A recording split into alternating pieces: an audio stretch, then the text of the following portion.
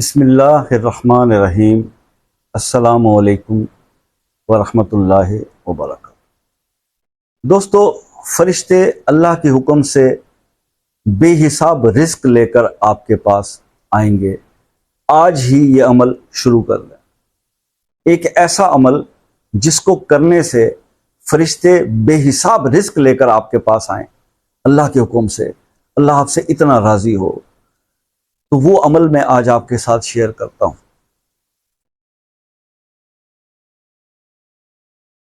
इससे पहले मैं अक्सर अपनी तमाम वीडियोस के अंदर जिस बात पे आजकल बहुत ज़्यादा इम्फसाइज कर रहा हूं वो ये है कि हम लोग ना बेसिकली हम माशरे में इस कदर गलत चीज़ें ज़्यादा हो गई हैं कि सही और गलत की पहचान ख़त्म हो गई।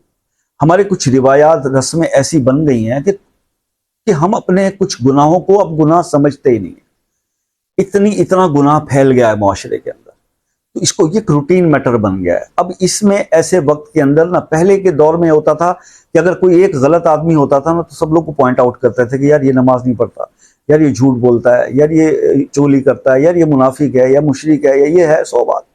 अभी आज का दौर वो चल रहा है कि आज जब कोई नेक आदमी मिल जाए, 5 वक्त का नमाजी मिल जाए, तो उसको सब पॉइंट आउट कर रहे होते हैं, यार इसको देखो, यार दुनिया जहान का फिक्र ही नहीं है, बाल बच्चों का हालत तो पता ही नहीं है, बस नमाज पढ़ी जा रहा है, मुसल्ले वो सब पॉइंट आउट करते हैं। या मौलवी जिन 4 दोस्तों में बैठे हैं और कोई कहे अच्छा यार नमाज का टाइम हो चले, और जा मौलवी जा तू।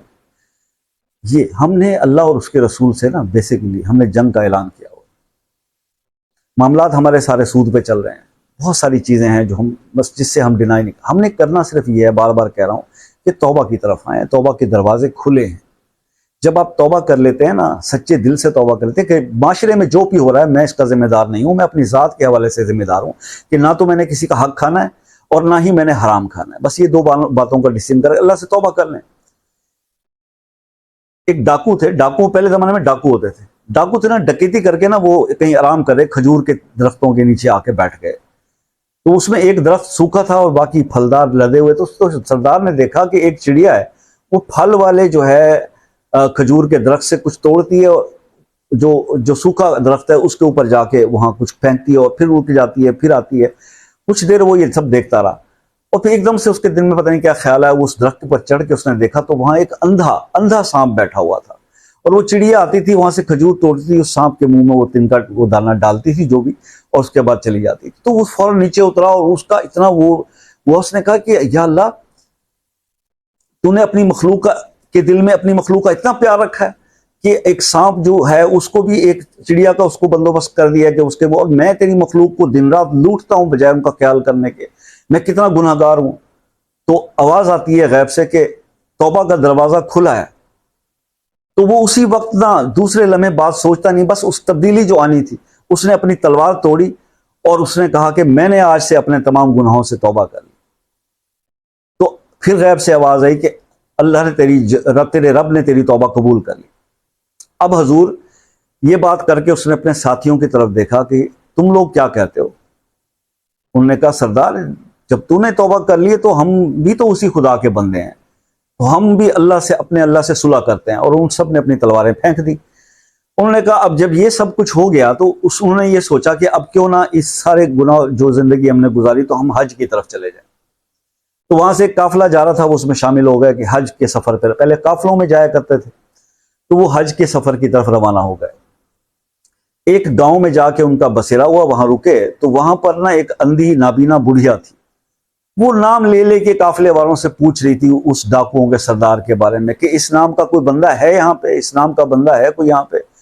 तो उड़ते उड़ते फिर ये आवाज उस सरदार ने भी सुनी, उसके कान में पड़ी कि जनाब कोई बुढ़िया जो है वो मेरा नाम लेके पुकार रही है, कोई इस नाम का बंदा है काफिले में। तो वो फिर चल उसके पास गया बुढ़िया के कि जी मैं हूं, मेरा नाम, आप क्यों पुकार रही हैं, क्या क्या मसला है।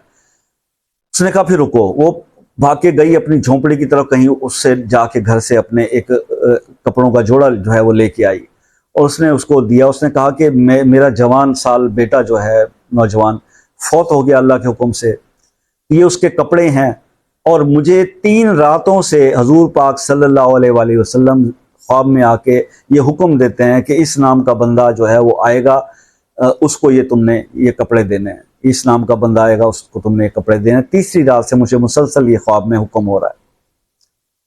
तो वो शख्स की आंखों में आंसू आ गए। और इस वाकये से जो सबक आपने भी सीखा और हमें भी बहुत ये दिल को लगा कि जब कोई सच्चे दिल से तौबा कर लेता है ना, जब अल्लाह और उसके रसूल से सुलह कर लेता है, तो फिर उसका ख्याल हर जगह पे रखा जाता है। इस दुनिया में भी रखा जाएगा और आखिरत तो उसके लिए फिर बनी जाती है।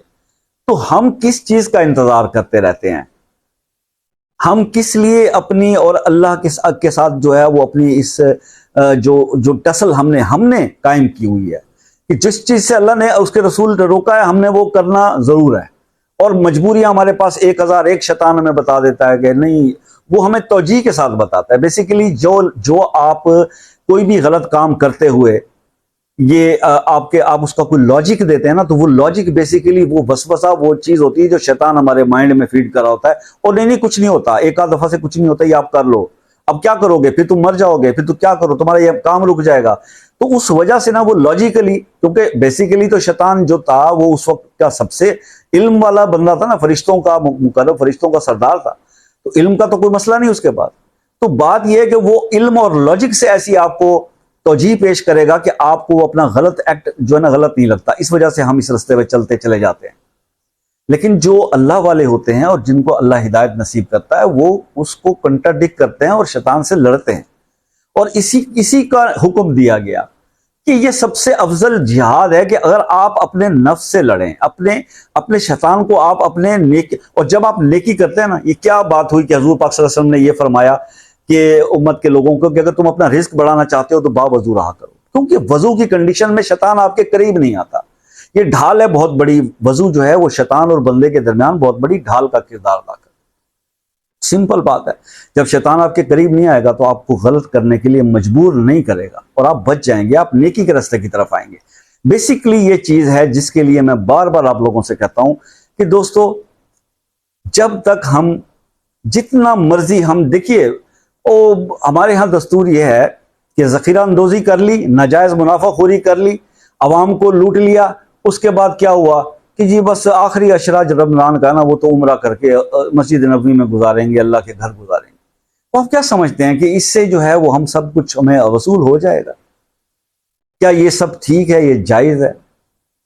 ऐसा नहीं होता मेरे भाई। अल्लाह से आप अपने आप को धोखा दे रहे हैं। अल्लाह सब जानता है, वो हंस रहा है बंदों की इन हरकतों के ऊपर कि अल्लाह फरमाता होगा कि क्या कर रही है मेरी मखलूक, क्या कर रही है। रसूल पाक सल्लल्लाहु अलैहि वसल्लम के का ये मिलाद का महीना है, हम मिलाद की तरफ जा रहे हैं, हर कोई महफिलें मना रहा है, अपने घर में खुशियां कर रहा है, आका के आने का महीना है। तो क्या आज इस महीने की बरकत से हम ये वादा नहीं कर सकते अपने अपने महबूब आका के साथ, अपने मौला के साथ कि या रसूलुल्लाह सल्लल्लाहु अलैहि वसल्लम, हम वादा करते हैं कि ये इस मिलाद 12 रबीउल अव्वल के बाद हम अपनी जिंदगियों को बदल लेंगे। अगर हमारे अंदर जो भी गुनाह है, खामियां हैं, बुराइयां हैं, हम अल्लाह के हुजूर गिड़गिड़ाएंगे, सरेंडर करेंगे, तौबा कर लेंगे और अपने आप को बेहतर रास्ते पे चलाने की कोशिश करेंगे। कोई जब तक आप फर्स्ट स्टेप नहीं उठाएंगे उस वक्त तक आपको सपोर्ट नहीं मिलेगी और एकदम से भी नहीं मिलेगी। फिर इस पर रुकावटें भी आएंगी, फिर आजमाया भी जाएगा, फिर आजमाइशें भी आएंगी, साबित कदम रहना पड़ेगा। और जब आपकी साबित कदमी अल्लाह ने देख ली, फिर उसके बाद नवाज़शात होंगी, इनाम इकराम होंगे जो आपकी सोच और तसव्वुर से भी ज्यादा होंगे।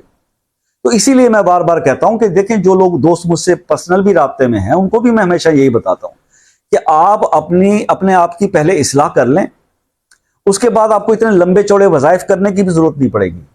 आप सिर्फ अल्लाह से मांगोगे, सोचोगे, हो जाया करेगा, क्योंकि अल्लाह अपने नेक बंदों की फिर हर चीज मानता है, हर बात मानता है।